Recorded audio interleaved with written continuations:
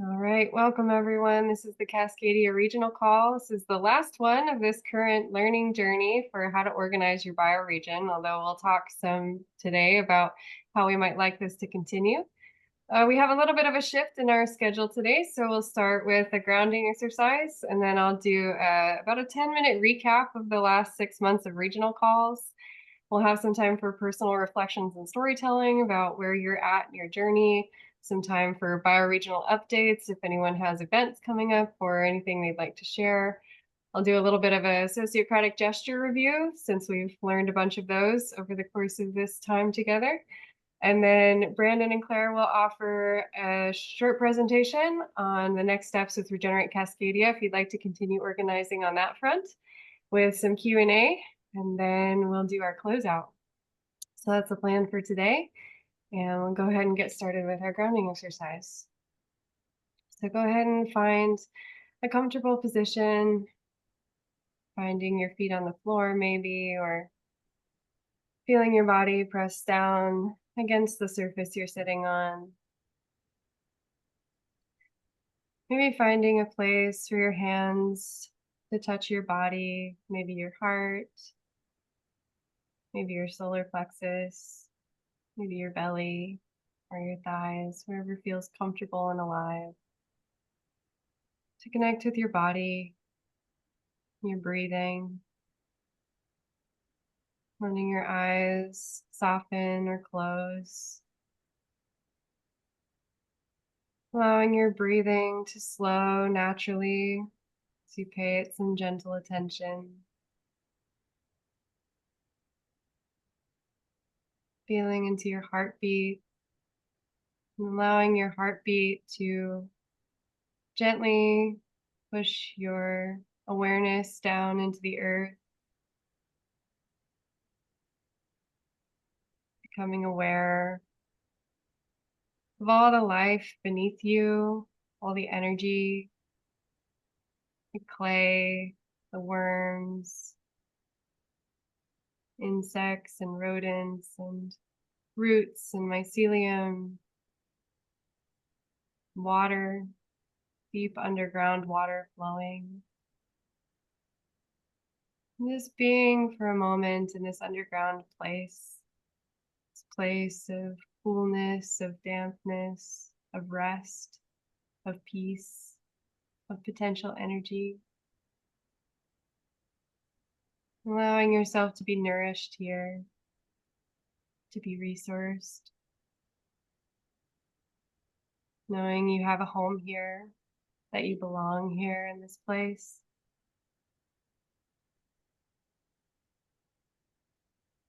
And maybe imagining that you hold some kind of gift in your hands. Maybe it's a collection of seeds. Maybe it's some water. Maybe it's a piece of your hair. Go ahead and offer that gift to this dark place, this earthen place of peace and rest. To offer some reciprocity for the resourcing and the energy and the rest that this place gives you.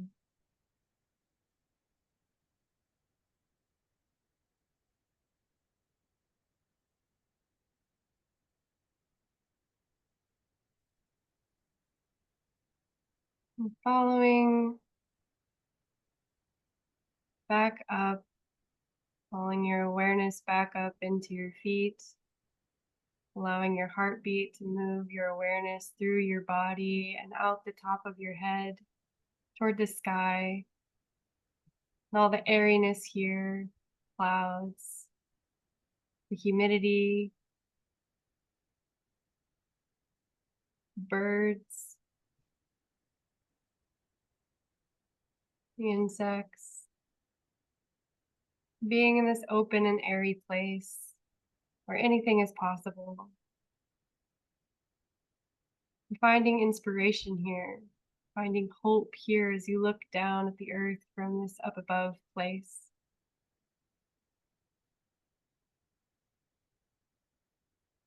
And imagining that you have another gift in your hands. maybe some water, maybe a piece of your hair, maybe some flower petals that want to rain down toward the ground.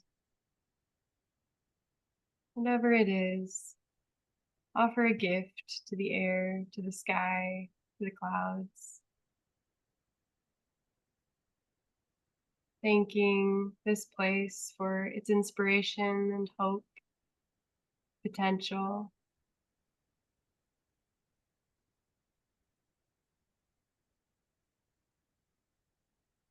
And following your awareness back down into your body, into your heartbeat, into your hands and their presencing in this embodied place. Offering yourself a gift of deep, slow breaths.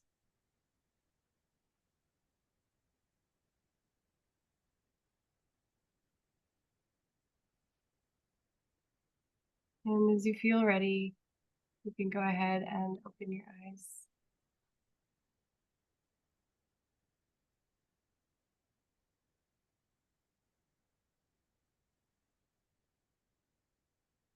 Thank you everyone for being here, for bringing your presence, your dedication to the land. Such an honor to be facilitating this last of this set of regional calls here. I'd like to move into a brief presentation just to recap some of the things that we've gone through and set us up for some storytelling and reflection. So I will go ahead and share my screen.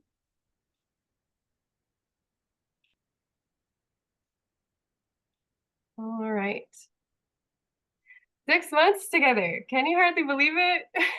It feels like it's gone really fast, but also it's been so, so dense and so beautiful. And I've learned so much and gotten to know so many of you and developed those connections. So I just want to talk about some of the ways that we've been practicing here in this space. We've been showing up for each other, processing through group dynamics, trying to develop healthy structures that we can take forward into the world. And so some of the ways that we've been doing that is through presencing the multifaceted ways that we all show up for each other in the land and giving lots of varied examples of those things. We've been practicing settling our nervous system so that even beyond this space, we can go out with that settled compassion and grace for others as we're moving through our organizing work. We've been doing breakout groups that has allowed us to meet each other across the bioregion.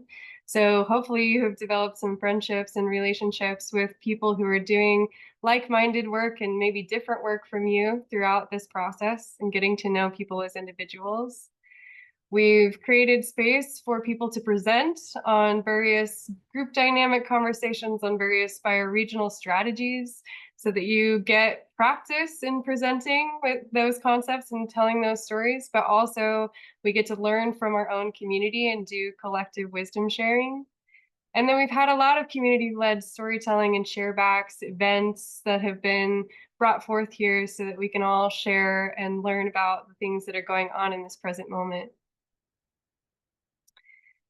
Yeah, and diving deeper into that with the event sharing and the bioregional updates, we've been building those relationships. We've been spreading the word about our work, been honoring all levels of land-based and culture shaping work, from just the smallest little actions on your own place where you are to these larger, more complex fractal scales of organizing and bringing those forward into the space. This is a list of all of the, oh, can't see the bottom of them. But this is a list of most of the calls that we've had and the topics. So we've gone through a couple of introductions to Regenerate Cascadia. We've had a few different introductions to sociocracy, sociocratic meeting facilitation, and circle formation. We've talked about the complexity of land acknowledgements and how we dedicate ourselves to the land and how that is a constant practice and action. We talked about the seed and landscape group opportunities, about the group work decks, about modified dynamic facilitation, gamifying bioregionalism, navigating climate grief, and doing conflict resolution. And the last one that I don't think you can see on the screen is just the evolution of these calls themselves and how we want that to change. So these are some of the things that we've gone through just to give you a little refresher. And hopefully that's felt like a very robust set of new skills and ways of moving through this organizing work. And looking into the future of these regional calls, I've reached out to Corey Seven, who is potentially interested in helping to facilitate this. She'd really like someone to support her in that co-facilitation if this is wanting to continue. We're thinking about changing it to once a month instead of every 2 weeks so that it's a little bit lower impact and we can continue to gather and do this wisdom sharing and do these updates with each other, but maybe slightly less frequently. There's also been a lot of requests for switching the days and times to be maybe evenings or weekends. And so we look out for a poll about when that's the best time. And then we would need more presenters. So if you're interested in continuing this process and doing this collective wisdom sharing, and you have something that you'd like to bring forward that you think would be valuable from a group dynamics perspective or from a bioregional strategy perspective, then you can go ahead and email landscapes@regeneratecascadia.org, and they'll help you get into contact with Corey. And then as we're making this big shift from the learning journey into, okay, now we are continuing to organize in our bioregion, in our ecoregion, in our watershed, in our landscape, I thought it would be fun to pull some cards from the group works deck to just help us understand where we might look to next. Where are we going next? So I'll just read these out. These are the cards that I pulled. Story. Stories, metaphors, and myths convey complex ideas, context, meaning, and nuance that simple data cannot. By telling personal stories, we build trust and connection, encourage imagination, and express the essence of who we are. By telling cultural stories, we connect ourselves to others' experience and interact with whole systems. The second card was spirit. To work with spirit is to invite the deeper forces of the universe to be with us as co-creators. Bringing in this wider perspective keeps us in touch with what's most important and provides wisdom, inspiration, and support. And time shift. Invite people to consider events and possibilities from the vantage point of either the past or the future in order to change assumptions about what is possible in the present. So those are some potential options, pathways for how to continue bringing this work forward. How are we telling the story of what we've been doing and what we want to do in the future? How are we bringing the spirit of our place forward in that storytelling and really inviting that dedication to the land to speak through us? And how are we contextualizing all of this in terms of time? What's happened geologically in this place? What's happening going forward in the future, and how do we presence that in the present? And then here's some questions to prime us for going into our personal reflection and storytelling period. So some questions that you might consider answering. How have you changed as a person in the last 6 months? Did you make a meaningful connection? Did you start a new collaboration? In what ways were you able to honor and return to the land? What have you accomplished? What are you grateful for? And then I also just want to say that it's been such a joy and such a pleasure to facilitate this space. I'm really going to miss it. And one thing that I would really deeply appreciate if you enjoyed this space, or even if you didn't, is just to fill out the poll that's going to come into your email before this call ends. And just fill out those questions. That'll give us a lot of data about the learning journey in general, about how these calls supported you, about my role with Regenerate Cascadia, and that would be I would be very deeply grateful if you would be willing to fill out that poll. So with some of those questions in mind, I want to go ahead and open up the space for anyone to share anything about these questions or about their experience in the learning journey or their experience in these regional calls. So if you want to throw up a Zoom hand and just talk about something you've gotten out of this, we'll do just some feedback and storytelling about your experience over the past 6 months. And over to you, Daniel. Yeah, I mean the wisdom and the connection and all of those things here have been so beautiful and so profound, and just the ritual of having these calls. For me, the most important thing has definitely been the relationships that are beginning. So, with Claire and Andra and Denise and Jeff and the different people who we've been in a little bit more conversation. It's just very exciting and very rich, and I'm looking forward to continuing to deepen those in the work that we're doing. So yeah, a lot of inspiration and feeling held in the work that we're doing, and feeling not alone, which is amazingly great. Thank you for that, Daniel. Over to you, Mitch.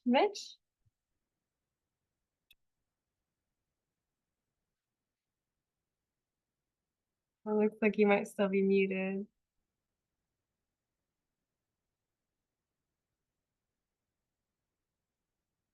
Is it Mish?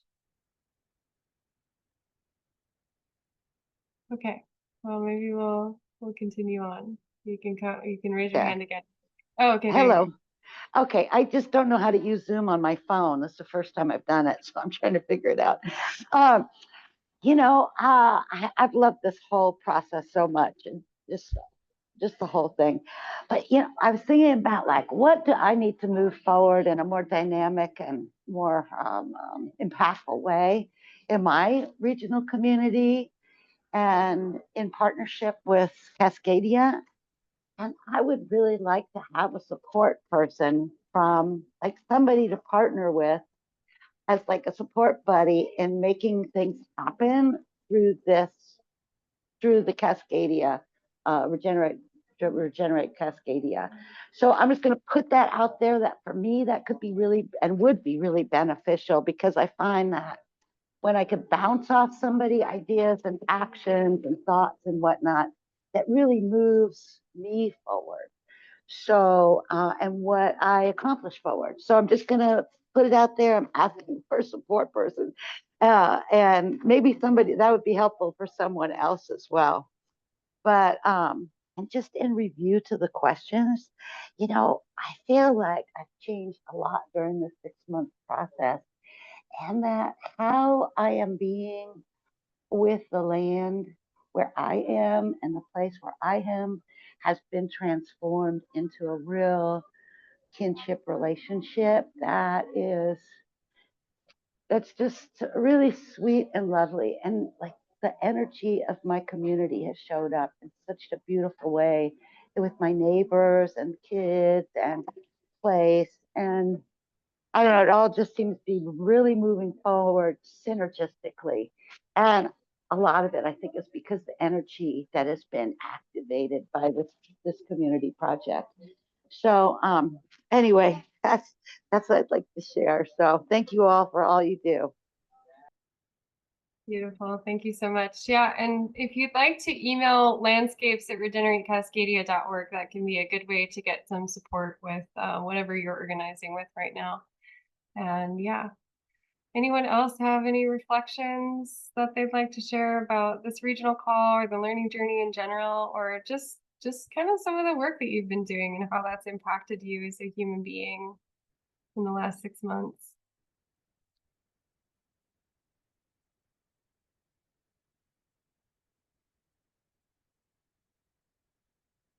Over to you, Denise.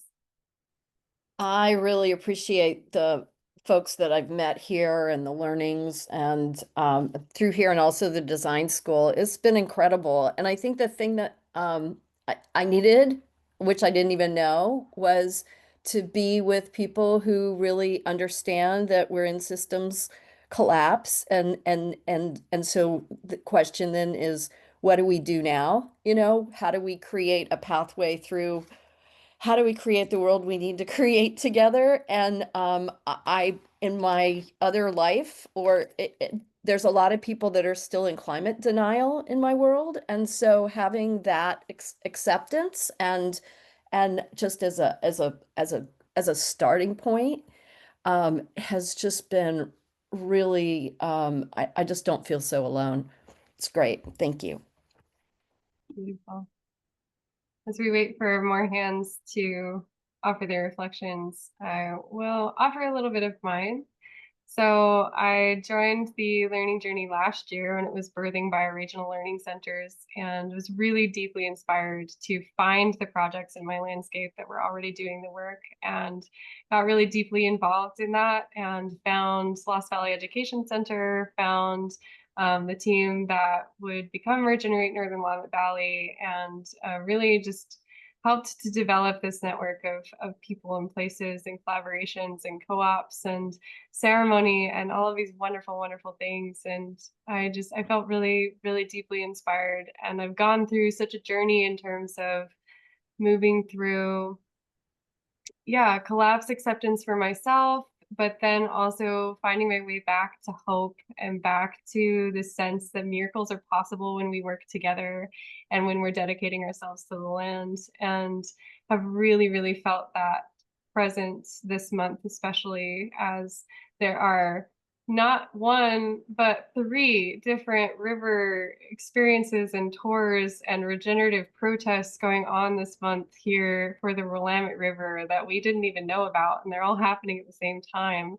And not to mention all of the R 3.0 confluences that are happening at the same time. And there's just so much emergence of this dedication to the land and this desire to live in a new way that is regenerative. And so I feel that this progression of energy is just really flowing and rolling and snowballing in its own way, and just feel really, really deeply inspired by that and grateful that I started here. All right. Any other reflections or stories or thoughts about the last 6 months together? Anything that you want to call forward or remember or represents for the group that you learned here?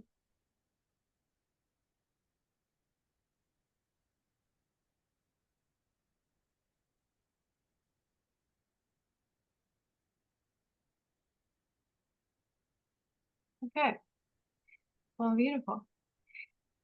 I would like to move us into just general bioregional updates then. So if anyone has any events coming up that they'd like to share about, or any events that have recently occurred that you'd like to give a little bit of a report back on, or just any work that you're doing with the land in your own landscape, then now is a good time to come off mute or raise your hand and, yeah, tell us about what's going on for you. And I also want to invite any cedar landscape groups that are operating to just say, like, what's coming up for you? What are your barriers or accomplishments? How can we help you and support you? Over to you, Michael. Hi, I'm I, somewhat of a newcomer to this group. I have not been very involved. I think I've attended maybe 2 calls, or I've been, sort of on the periphery of the Regenerate Cascadia. But and and I just finished the R30 conference. Very inspiring, and on the 18th they released the recordings on YouTube publicly. So I can certainly encourage people to go through that. I thought that Vanessa's Andriotti in Victoria was to me, the one that really was so wonderful for me. So, at any rate, I just want to invite that. So, I'm been a part of the bioregional movement for a long time. In fact, I'm sort of one of those people that I get into the bioregional movement, and I've stayed there ever since I've entered. I'm part of the permaculture movement, the herbal community. I'm part of the Fairy Congress community, and I'm part of the alternative, or you might call it, eco-agriculture movement. So I have so many families, and the bioregional is one of them.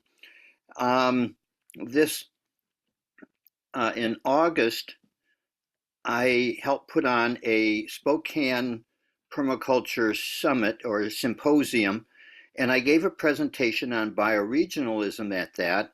And many of the people there hadn't heard the term or understood what bioregionalism was. So that gave me an opportunity to practice explaining bioregionalism. And as a result, I expect that next summer we'll put on a permaculture uh, event there that will have a strong bioregional component, deliberately or upfront publicly.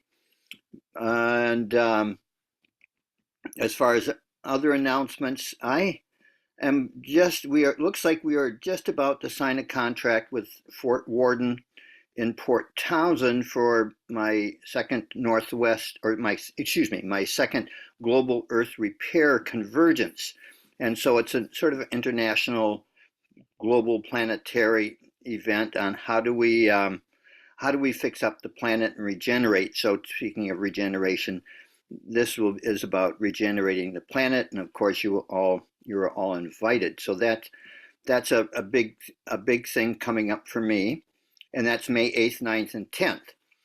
And it's interesting that the Turtle Island Bioregional Congress, our Continental Bioregional Congress, which hasn't happened for since 2009, is going to be at Fort Worden as well. And most of you have probably heard this, but some of you may not have yet. But it was just announced at R3O yesterday that there will be a Turtle Island Bioregional Congress for the whole continent at Fort Worden in our backyard in September 2026. And I'm just really excited because I live near Port Townsend, and so I can be of assistance. My goal in life is to serve as much as I possibly can the planet. So yeah, there's I see Brandon's putting it up there because I know Brandon's been in the conversation of what's going to happen. And so that's really quite in a sense, we are the host bioregion. So I expect that the bioregional movement in the Northwest will be really strongly involved. I better not say much more there. Brandon probably wants to actually cover that. But at any rate, I guess that's my two events. But I just wanted to say hello, and even though I haven't been that involved, you can certainly consider me a part of the movement, and we're trying to set up an Olympic Peninsula bioregional group. We're just in our very beginning stages, but we hope to be a local group. And by the way, I went to the North American Bioregional Congress #1 in 1984 and was on the Forest Committee. And so I don't know if Daniel was there, but he grins like he may have been. But at any rate, that was really, that's what firmly put me in bioregionalism. And then I attended the third NABC in Squamish, just right up from the Fraser there. At any rate, so that's just a little bit from me. I'm just one of the gang. Thank you. Beautiful. Thank you so much, Michael. Over to you, Claire Strawn. I want to report a little bit on the Willamette Valley tour that the South Willamette Valley and North Willamette Valley are doing. We spent 4 days in Cottage Grove at the Center for Rural Livelihoods and visited community at an emerging cooperative grocery store and community space there, and also the high school, and also the woods. And then we came up to Eugene and we visited another high school that was Kalapuya High School.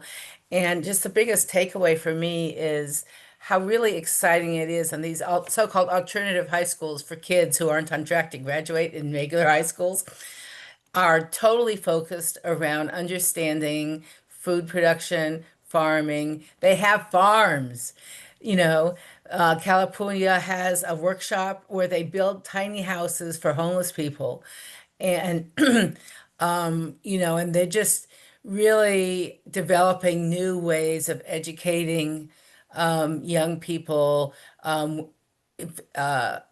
hands-on, heart-centered, very intelligent, able to, I don't know, really impressive. Also, intergenerational learning on that tour. There was 4 elders and about 10 youngers, and it's just been an adventure to go on. So moving forward, on the 25th of the month in Eugene, we're going to have an event which will be a recap of the tour, for the general public, and also we'll view and discuss one of the sessions from our 3.0 conference. Beautiful. Thank you, Claire, for those reflections and report backs. And over to you, Clare Atwell. Yeah, oh, that tour sounds so amazing and reminds me a little bit of the activation tour. And I think, Yeah. Look at what that set off. So yeah, more to come there. Yeah, I just wanted to give a slightly different update. We had the Victoria Forum here. Gosh, I think it's almost 2 weeks ago now. But it's it's a shared collaboration between the Canadian Senate, which is national, and the University of Victoria and some of the local tribal councils here. And it was kind of like a smorgasbord of intersecting areas of interest and concern, and brought together like this total intersection of people working in the bioregional space and other areas that I've been paying attention to. And yeah, so just such a rich space. And I would just say, just having that on anyone's agenda, it's actually, you pay what you can. It's 2 days. And so it happens annually in Victoria. But the thing I wanted to just say was not only was it an opportunity for people coming in from all over the country that could be brought into conversations, but even locally. And so I hosted a dinner at my home and was able to bring people. So we had really rich conversation. But being able to ask questions around the bioregional, sort of questioning things and bringing bioregionalism into those discussions kind of actually set off its own series of new conversations. So yeah, just wanted to share about the Victoria Forum. Yeah, I think that's good. Oh, and maybe just to say, we're moving ahead with, or there's more conversation and about setting up the Canadian nonprofit side. It's still in development, but there are a number of people who've come together as a group to do that. So, okay. Beautiful. Thank you so much. And moving over to David. Hi, everyone. I wanted to tell you about the upcoming event in Whatcom County and in the noisy waters that we call Whatcom. Our Regenerate Whatcom group is hosting an event on September 14th. It's called Regenerative by Design, How Water, Soil, and Carbon Cycles Shape Our Hope for the Future. And this is the second in our series that we're calling Whatcom Waters. And I'll just read to you the little blurb that we created. Step into the living water integrated landscape designed at Inspiration Farm. Join Brian Kirkfleet, regenerative farmer, educator, and co-steward of this permaculture demonstration site and member of the Regenerate Whatcom initiating team, for a grounded conversation at the intersection of land use, water, carbon sink, food, and social systems that lead to climate resilience. Learn how we can design a water integrated landscape all over Whatcom County and beyond. So that's just coming up this Sunday on September 14th. If you can't make that, we're hosting our monthly permaculture and Regenerate Whatcom tour and meetup at an urban site in Bellingham. So that's the 26th. And if you can't make, and we're going to discuss Regenerate Whatcom's recent acceptance as an official landscape group of Regenerate Cascadia. We haven't seen a letter come through, but we saw it on the website, so we're excited. And lastly, I just want to throw out that on September 30th, there's a webinar about bioregionalism that's going to feature Brandon, Lila June, and Samantha Power. So maybe Brandon will say something about that at some point here. All right, thanks. Beautiful. Thank you so much. And over to you, Lauren. Thanks, Sandra. I thought I might say a few things about what's coming up with work I'm involved with, but also maybe answer a couple of questions from your last session while I'm at it. I also have not been able to attend very much, but I kind of got exposed to this whole effort through the BioFi conference, and it was great to meet people there, like Claire and Brandon and others, and then also make connections through this process. I know I've had a good conversation with David, and exchanged emails with a few others, but I'm involved in the Puyallup Watershed Conservation Land Trust, a brand new land trust, or now about a year old. But we have a retreat coming up, our first ever retreat, um, focused on the work of the land trust over the years ahead. And just wanted to note that the things that we're looking at are community forest work, protection of riparian corridors and wildlife corridors, looking at farmland preservation and community farms, and then land stewardship as well. And we also have kind of focus areas for water and people and place. And we'll be trying to kind of prioritize our work in those areas for essentially the future of the land trust. And I'm really excited about the Land Trust Guild concept. I'm not sure where that is right now, but I know that that was one thing that is envisioned, I guess, for the fall and maybe beyond.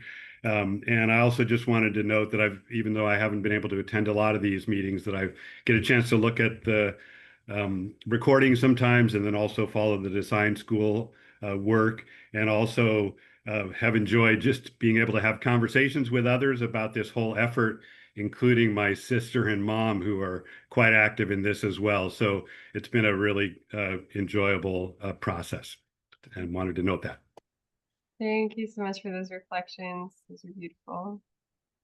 All right. And over to you, Bruce. Oh, wow. I'll see if I can wrap my mind around all of this.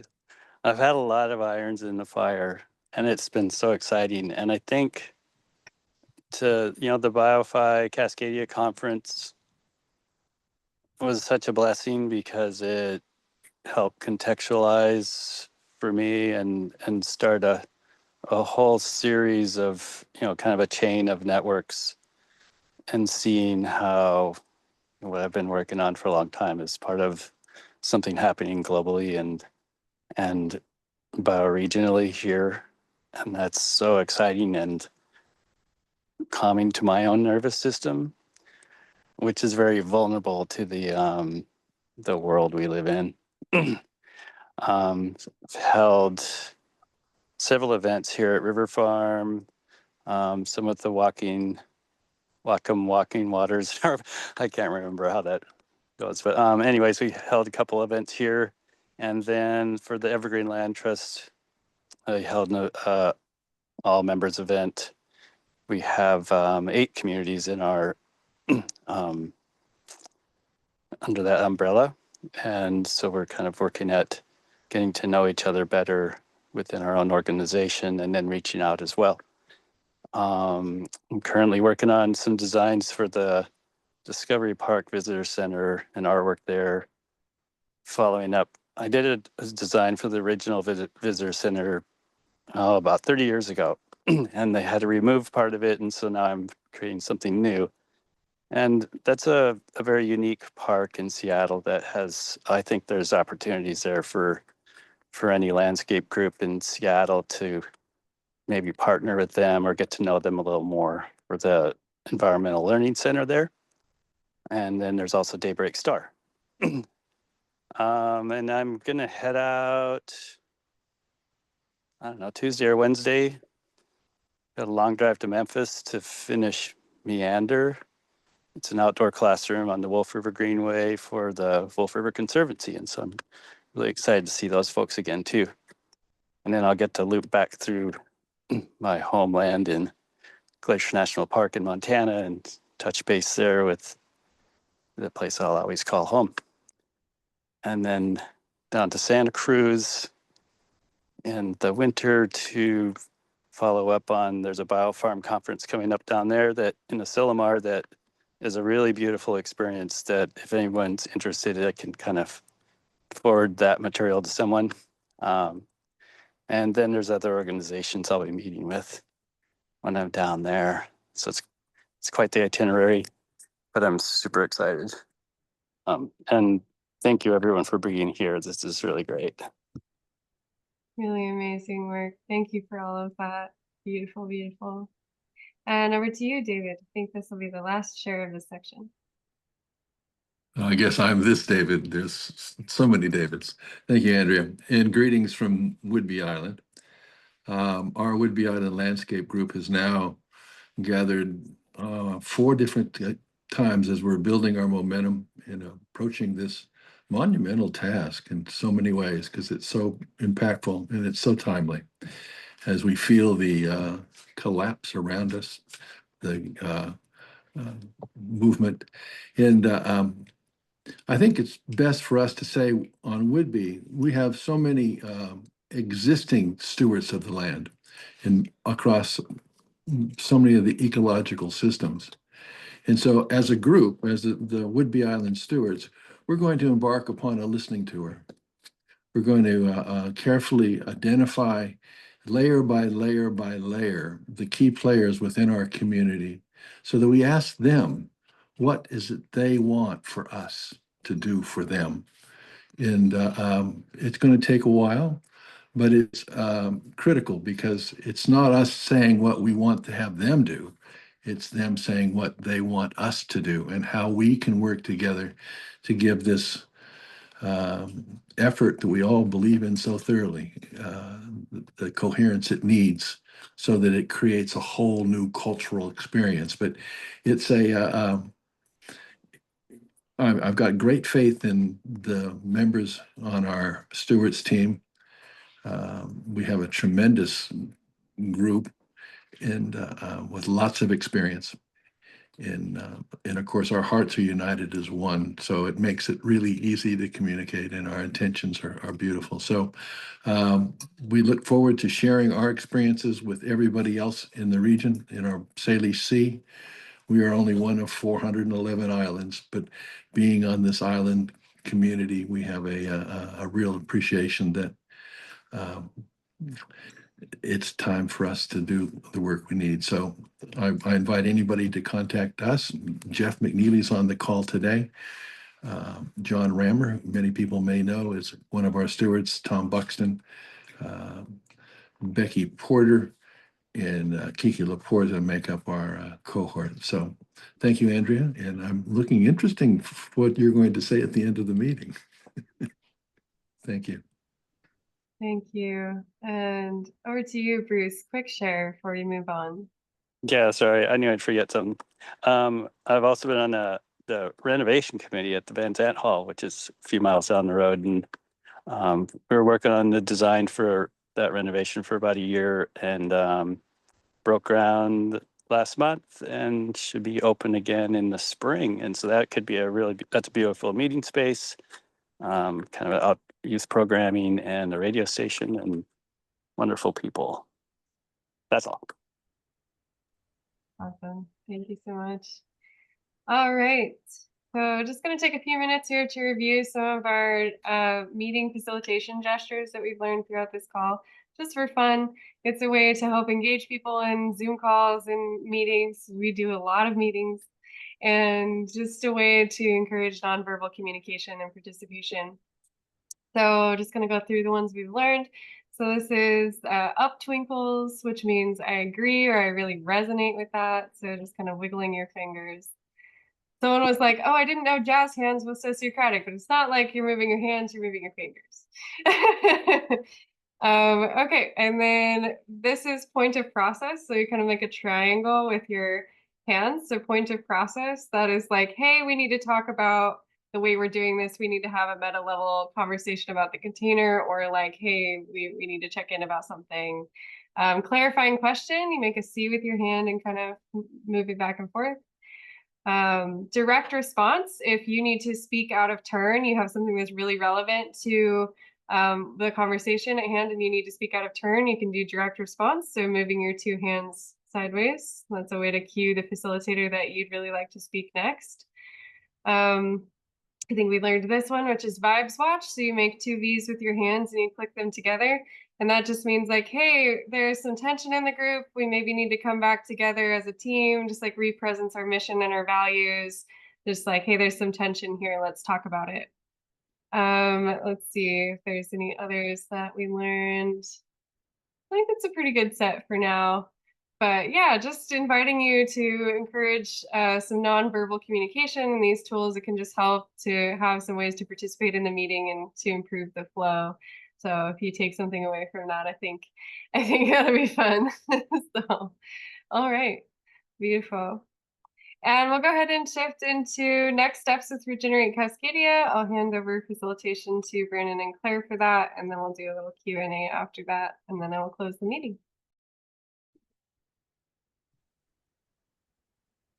Yeah, thanks so much, Andra. And thank you everyone who is here and the many people that came and joined the learning journey. It's just been such an amazing next step for Regenerate Cascadia. When Andra joined the team, it just made all the difference to have that really competent support of how they've held the space, introduced sociocracy in a really helpful way, and just the way these calls have gone and how the learning journey has been supported. And yeah, just really grateful for that. And I think I don't know what the final numbers were, but it was around 140 people out of the entire learning journey were came through Regenerate Cascadia to join the learning journey, which is pretty significant. So yeah, so maybe go on to the next slide. But yeah, just to say, this feels like a celebration and just sort of really taking stock of where things have come since we first announced Regenerate Cascadia and those early activation tours that I think are being kind of repeated with what Andra and the different landscapes are holding with the listening tour. So yeah, so we wanted to take you through just a little bit of this is just a really brief presentation to take you to where we've been, where we've come from, and where we're going. And so wanted to use the image of a funnel because we figured that it was a good way to kind of talk about how we've used the learning journey and the partnership with the design school as a way of inviting people in wherever they were at so that they could start having shared language, shared understanding, develop our knowledge together, but also get to know each other and build some relationships and trust. And then also understanding of what it is that this journey is actually intended for. And along that, we've used this concept, we've talked about it before, but the minimum viable process. We're doing a lot, but we don't have the capacity to do everything. And we'd rather really address those foundational pieces that we know are needed for success. And so in that, there's also an emphasis on not trying to do everything and to just kind of looking to where are the relationships that exist, where are the places that we should be building on, and what do we need to be focusing on. So anyway, just wanted to introduce that. So I'm just going to take you through. So we had the invitation to join the RC cohort in March or earlier, but it started in March. And that's when Andra, a little earlier than that, came on board. And so we've gone through this part of with the learning journey. And then we introduced the landscape and seed group applications and the process that would lead towards the Land Hub Cultivator pilot. And we're now at the place where we have had several groups, and we'll talk about that in a minute, who've come on board and have been welcomed as their applications have gone forward and are there as landscape stewards. And we're now at the place where we're just getting ready to invite you to apply for the Land Hub Cultivator. So not quite ready, but just it's coming. About to announce the ceremony for the Land Hub Cultivator, and that will involve, so we'll go into a little bit of that, but it's an opportunity to start narrowing down what it is that we're trying to do.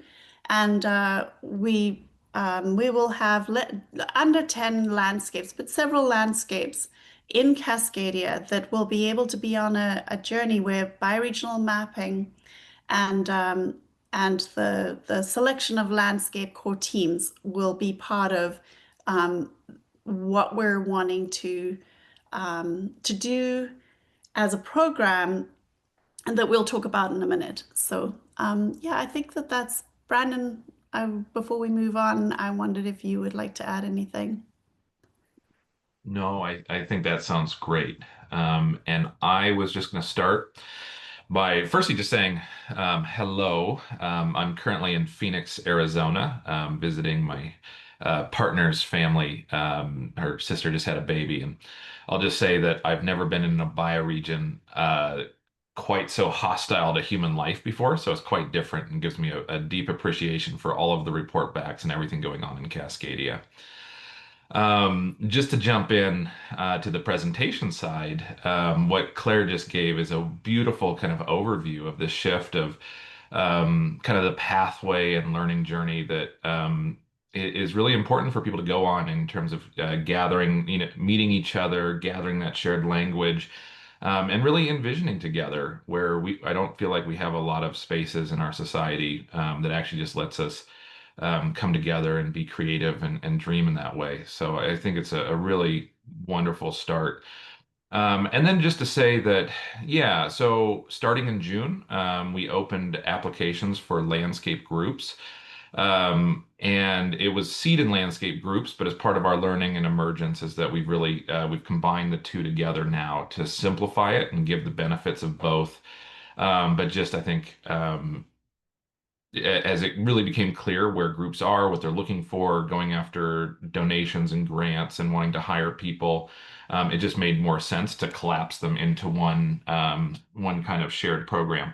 So what's exciting is that at its most fundamental, a landscape group is simply 2 to 3 stewards who step forward to work with Regenerate Cascadia as part of our 501c3 nonprofit organization, as part of our program. And usually in representation of a whole coalition of regenerative communities, organizations, and individuals from a landscape, and with the idea that we don't actually know who those people are yet, and that a big part of what we really need to invest in is really helping support people hold the capacity, build the capacity, start to develop the stories of place, start to identify. I think David Haskell, what South Willamette Valley and North Willamette Valley are doing, what David was talking about with really starting to assess, not coming in with the predefined notions, but starting to develop processes which actually bring people to the table to be part of, to make sure that they are part of the story of place, that they are getting visualized, that their work is being supported, with the idea that people are busy doing the work and that this is not adequately being supported right now. And so for us, this idea of landscape group is our membrane of who we're working with really in the next year, with the idea that we are not resourced yet to really hold a lot. And so this is kind of a way that kind of starts us on a pathway to help us figure out who are we working with in the landscape. And then also for those teams to really be able to step forward as representatives of the landscape and talk about the needs that they want. Yeah. And Claire, yeah, do you have any other? Yeah, I just wanted to add that we know there is so much work going on in the landscapes. We can't possibly reach them.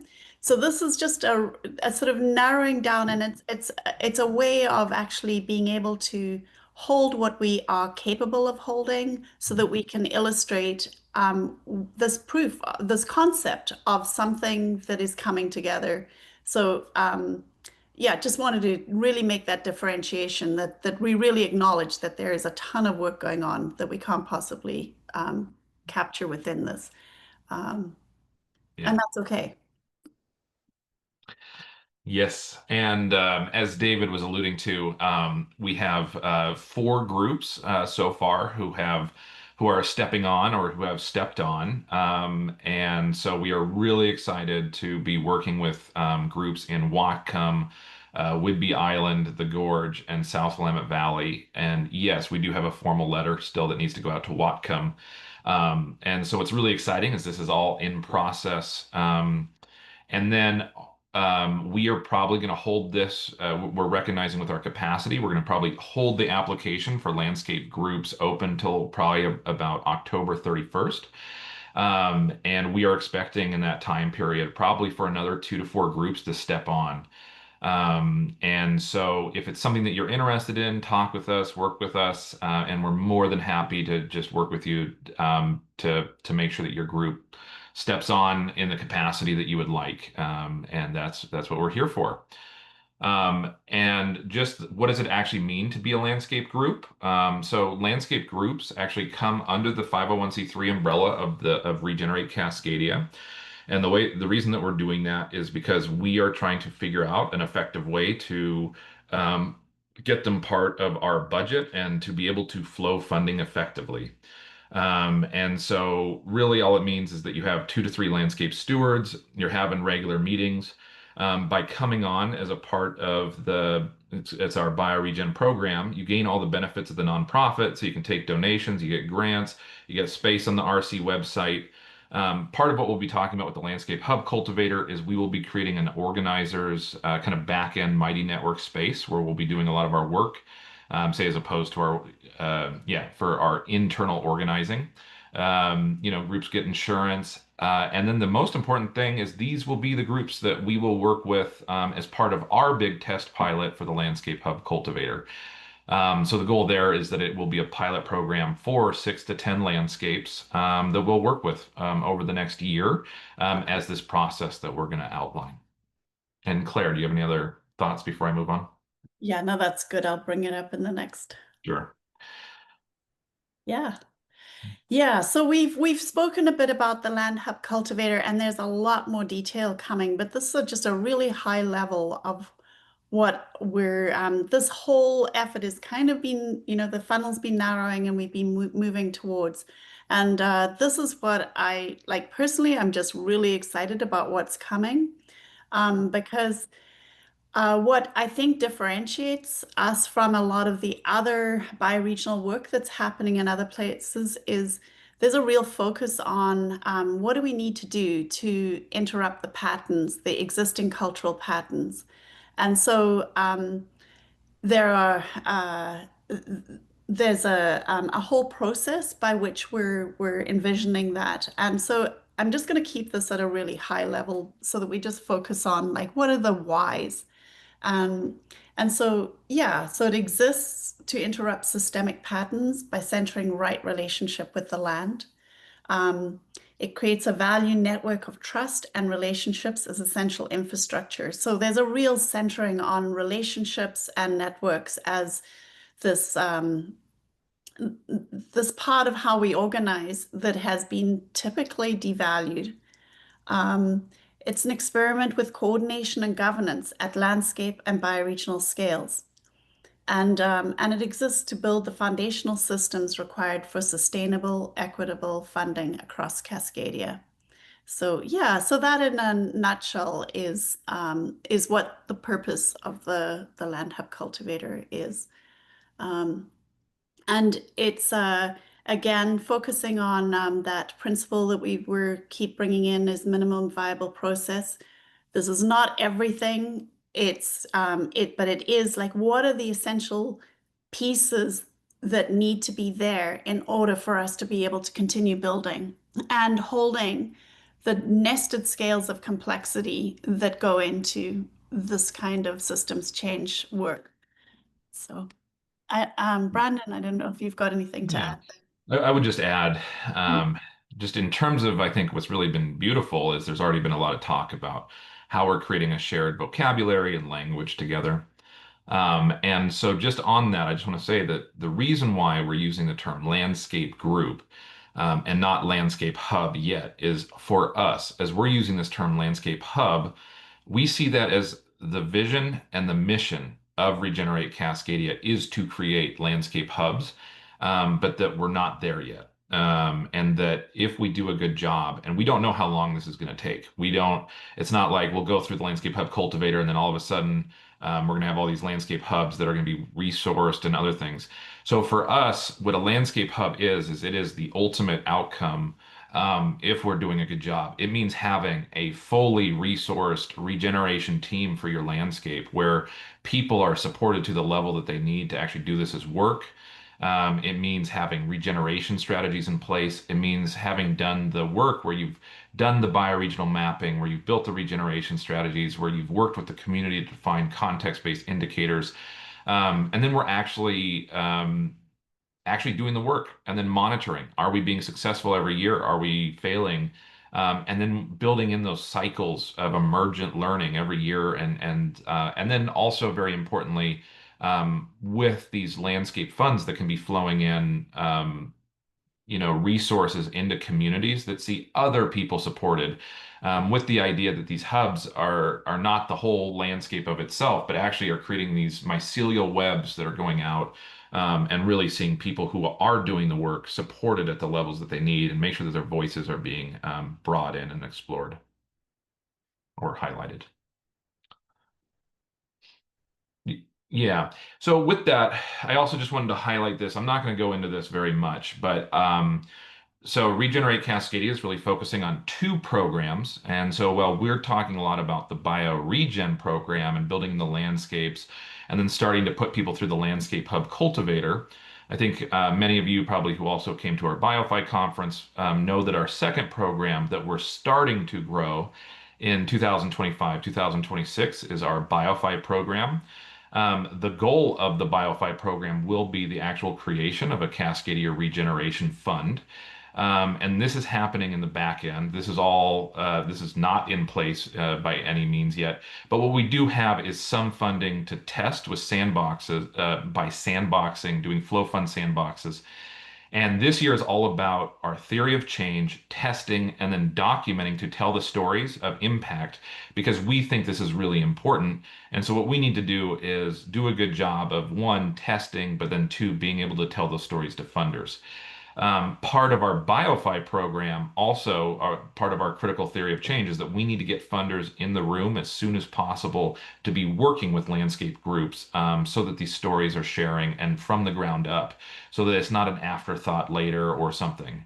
And so this is just a quick picture to touch on the idea that in the background, we are also building this BioPhi program, these regeneration funds that will flow money to the landscape in these sub-funds that then are meant to be re-granted out into the community. And that's actually different than, say, us trying to find support for the landscape teams themselves. And so both of those things are balancing. And so the BioRegen program is really about the mapping and the portfolio strategy and the budget, so that we can then effectively flow this funding to people out there doing the work in a way that can be documented and then the stories collected so that we can be increasing our impact and bringing more people in and then always growing capacity of ourselves and those landscape teams and then the people actually doing the work. So I just wanted to kind of briefly touch on that. And with that, Claire, I think you wanted to And I know that we're actually at the point where we were going to go to question and answers. So we're going to have to just go quickly through these. Just to share the slide that Joe Brewer had originally put together from based on the Common Lands Foundation model that they had come up with, the full returns process, which was just around systems transformation. But the thing that was critical about what they were naming was that in order to do the systemic change, it would require, and building the infrastructure to do it, it would require at least a minimum of about 20 years. That's what a typical infrastructure a project might take, and that it had to have a consistent core team the entire process, and actually needed to start with that. And so the next was the portfolio of projects that then start to, once they're supported, are able to actually, by about year 10, start actually producing enough so that there could be starting to be more actually economic flow, like the flourishing would be able to start happening, and only sort of towards the end, in that sort of year 10, as government starting to come on board and more of the traditional supports. So it was just a really good snapshot of, this is what this can look like, and it sort of has helped to inform sort of just the thinking of what goes into this kind of long-term planning thinking. So, yeah. And all to touch on that, a really big focus of us is that we see that in a scarce, like I think so many of us are in a scarcity mindset. And so we're always focused on the month to month, the year to year, and there's no long-term stability. And so I think when we're talking about bringing in these flows of money and supporting these teams, we want to bring in long-term sustainable support so that people can actually feel confident and supported in the work that we're doing. I think just to touch on that, the Landscape Hub Cultivator is a pilot for 6 to 10 landscapes, and it will be going for an indeterminate amount of time. We've talked about a year, but we've really broken this down into 3 phases. And I think we'll have phase 1 will be kind of October through January 31st. Phase 2 is going to be February through June. And then phase 3 is kind of the mystery, like after June, where it will continue. And each phase has different focuses and different kind of outcomes and purposes. Our first is really just to help get welcome groups in, get us working together, start us meeting together. And phase 1 is specifically aligned around our Novo Grant Foundation kind of funding cycle. And our big goal this year is to do the work and build in these story decks that we were missing last year when we tried to make a funding request to see landscape teams get supported. And so a lot of our work this year is going to be, we need to be able to show who we're working with in what landscapes, and then the incredible connections and communities and work that they're already doing. Work that's already being evidenced, like on this call today, how deeply inspiring and amazing the impact is of each one of you and the work that you're doing. That's what we need to be able to show to Novo. It's what we need to show to other funders. And it's what we also want landscapes to be able to show to their own local funders, foundations, so that we can be building these funding ecosystems. Phase 2 is really stepping into the work and curriculum that we think that really needs to happen to prepare landscapes, to prepare funding. It's a lot of what David Haskell was talking about with the listening tour, where we really want to put support and finances towards helping each landscape have bioregional mapping workshops, invite in the community, figure out the layers, and then go layer by layer to actually talk about what a regeneration strategy and what a budget would look like, both for that team and that landscape. And it might be an astronomical number, who knows? But the thing is until we have it, it's hard for us to define what we need. And then we want to do a flow funding sandbox where we will actually give groups money to re-grant into their communities and use that as a learning opportunity. Those can be micro grants, those can be built through their regeneration strategy. And the idea is we will always be trying to find more funding for this. We'll be trying to find more funding for the sandbox, more funding for groups, but we just don't really know. And then phase 3 will be dependent on that's when our new Novo funding will arrive. It's when hopefully we might have some other support as well. And so that's where we would start working to actually try to see if we can start to actually directly support teams in their landscapes. And then also then really shifting the focus to building bioregional financing facilities and local funding ecosystems. So Brandon, I think we need to probably go really quickly through these next Cup. Okay. What I will just say is so basically for the Landscape Hub cultivator, we will be starting to work with the different landscapes who have already come in. We have 4 so far. And then we will open it up to the probably 2 to 4 others that will be stepping on in the near term. We will start to open our Landscape Hub cultivator community of practice and kind of space. It's going to be a mighty network for all landscape stewards, and that'll start after fall equinox. So we'll have a kind of an email that'll go out to all the different landscape stewards. All of those landscapes are welcome to attend, and we'll kind of walk through the nuts and bolts of what that looks like. We'll take several couple weeks to kind of get onboarded, to kind of start getting people in there. And then we'll actually start to open our sessions and office hours in early October, really geared towards the work that we're doing. And we're happy, we'll be talking about a lot more of this. And we're happy to answer questions as needed. But with that, happy to open it up to Q&A. Yeah, I did see that Claire had something in the chat about it looking static, and I just wondered if Claire wanted to speak a little bit more to that. And maybe Andrea, I'll also ask you to step in as because you've got the time management job. Happy to do that. Yeah, Claire, did you want to expand on your question a little? Well, I have a concern, which is that, models aren't the territory, as you know. And so it seems like, different landscapes are at different phases of development, different, and so everybody isn't starting at the same place. And the onboarding isn't starting in the same place, and there's emergent things, and our current political economic system isn't going to sit around and wait to give us money. And so I just want to know, how do you build in all of the dynamism and stuff? Yeah, and I think it's a great question. So the whole idea is to support landscapes where they're at, us like coming in service to where what's needed. Also recognizing that there are questions around how do we coordinate well, effectively together? What is the kind of governance that's needed? And there's certain parts of what are being emphasized through the Land Hub cultivator that we know need to be developed in the landscapes. So it's it's really meant to be helping to strengthen what is already happening, but also helping to build the infrastructure needed for for flourishing in the landscapes.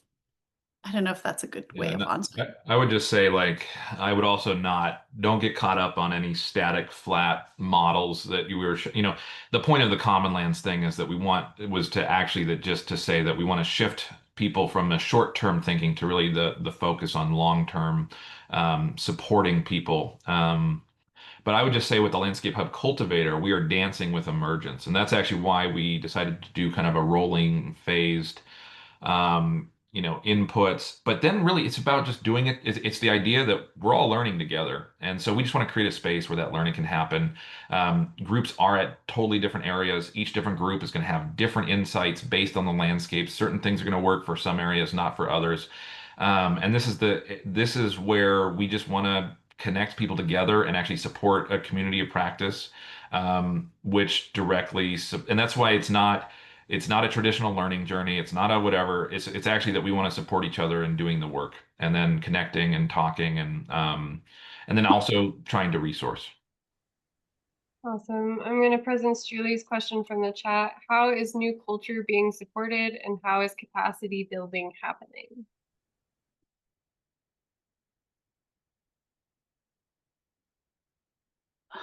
Hang on, sorry, I'm just gonna get that question again.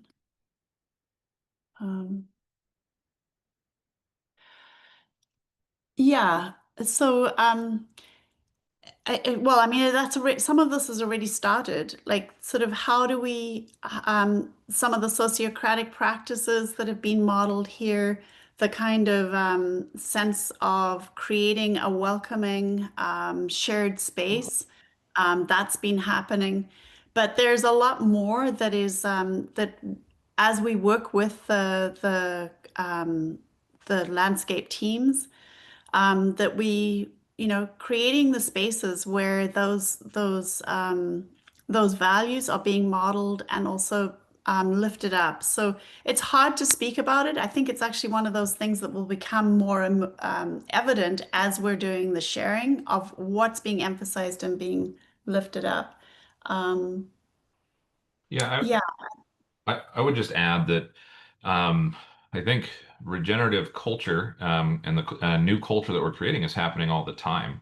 I certainly think it's present here in this learning journey. I certainly think it's present in the work that you all are doing, and it's so obvious when it translates to the impact that that's having the landscape and all the rest of it. And I'll just say internally, I think yeah, it happens on different levels. So there's how are we creating a new culture together?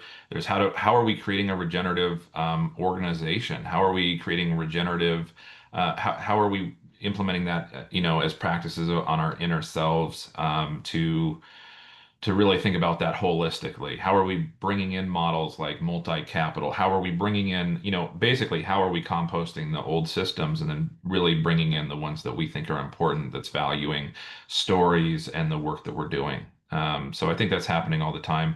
And I'll just say that, in terms of growing capacity, I think that is going to be a perpetual work. It's like I feel like we're kind of flexing a muscle which has become very fatigued, and it's not there right now. And so, but there's so much, to be connected and worked and woven and storytellers. But like, because people are there, people are doing the work, people are so ready for this. And so it's just going to be it's going to be a growing process. And very bluntly, I think our big goal is to resource and support, and then to help groups resource and support their own work. But yeah, that's a long-term goal, and we'll see how that goes. Thank you. Yeah, we have two more questions. I just want to present that we only have a few minutes left. So over to you, Michael.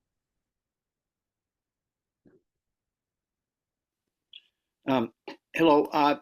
Three quick things. Resources. For anybody doing mapping and community organizing, Omni Mapping was presented at R3O and sounds really good. So you should look into that. When it comes to building local regenerative economies, Will Ruddock's presentation at R3O on their economic systems, that their exchange systems they're putting together in Africa are really good. And also, if you're, I can be a resource guide for barter fairs, or a resource person for barter fairs, and because I helped put on the Okanagan Family Fair barter fair. We had 10,000 people last year and millions of dollars of goods change hands. So just want to be a resource for that. That's my three resources. Bye. Thank you, Michael. And over to David for one last question. Yeah, thank you. And just a real quick one. In its response to the earlier comment about each group is at a different place. Each group is different, and that's our strength. I know that here on Whidbey, we're very independent. We have this sense of anarchy in terms of if you look and listen to the trees and listen to the landscape, they're not asking us to organize very much. They're asking us to make the move, but it is in this unique autonomy that we're all creating in our space that gives this group the greatest strength. I think the values that has been expressed by Claire and Brandon and Andrea, thank you. The values and who we are as a bioregion, and what bioregionalism means, is emerging all around the world. And that is almost like a wave that's coming in and it's giving us power to move us forward. And it's up to us here on each landscape and each place to articulate what's required for ourselves. So I'm very excited about the whole process. And I appreciate immensely the background work, the backbone work that you're creating. But you're not telling us what to do per se. They're just good. David, I just want to appreciate so much what you just brought in because we didn't mention much of it. There's just so much to bring in, but one of the big strengths of especially the creating the container of the Land Hub cultivator is to create the opportunity for the different landscapes to learn from each other, both of what is a challenge and what are the strengths. Because yeah, this work is really it is about pattern interruption and it's sort of and relationship building. And yeah, there's so much to learn from each other. And I mean, we've all seen the richness of what comes forward. What happens when we start to integrate that learning so that we're actually benefiting from that richness? So that's what makes me very excited. Yeah, it's all gems. Thank you. Thank you, Claire and Brandon, for that. And I hope that you're feeling inspired about the things to come and the ways to get involved going forward. Yeah, I want to move into our last couple sections here. So I am leaving Regenerate Cascadia. I'm stepping down as community steward. And part of that is that I felt really called to continue to deepen my practice in sociocracy. I've seen a lot of organizations that are really needing that help and support. And so I'm going to be certified as a consultant by Sociocracy for All this fall. And I will start taking on clients that way and supporting this movement from the outside and doing that kind of non-hierarchical practice for groups who are really interested in that. And I'm also feeling really called to do some death doula work in the coming months. And so I will also be getting certified in that and moving into my own practice. And so as such, I will be leaving Regenerate Cascadia formally, but we'll definitely stay in community with all of you. I'm going to put my personal email address in the chat in case you want to stay in touch with me. And I just want to say that it's been a real honor to steward this space.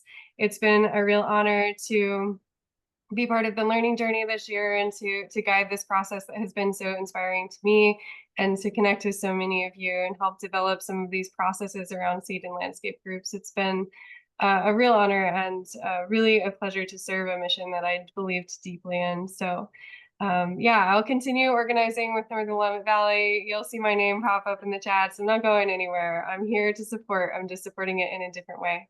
So I really just want to say thank you from the bottom of my heart with a lot of gratitude. And yeah, I'm excited to see how this space transforms in the coming months and years. So yeah, thanks so much. All right, well, some lovely things in the chat. Thank you.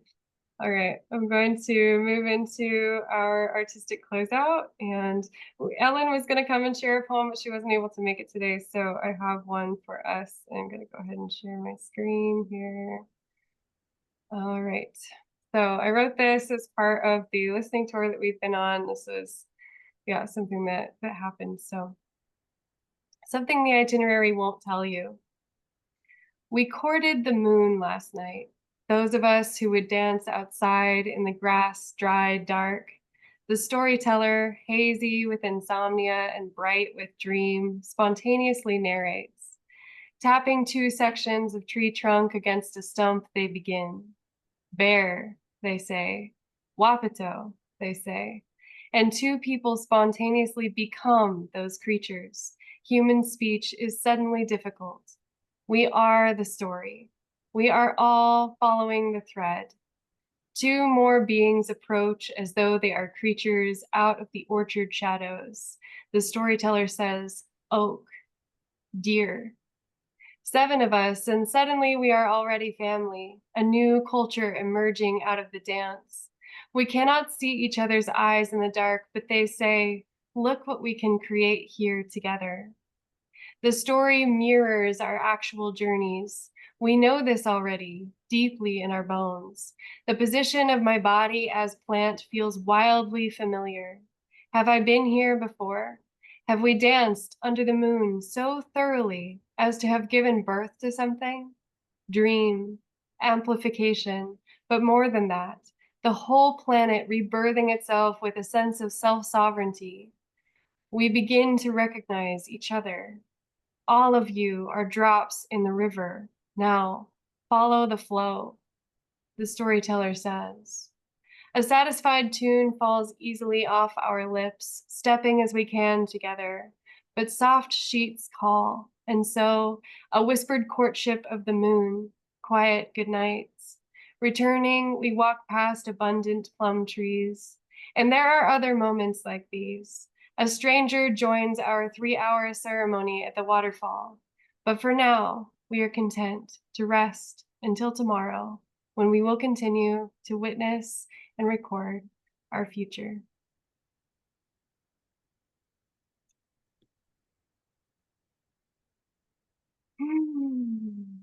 All right. Go ahead and take a big deep breath as a group to close out our space today. Inhale and exhale.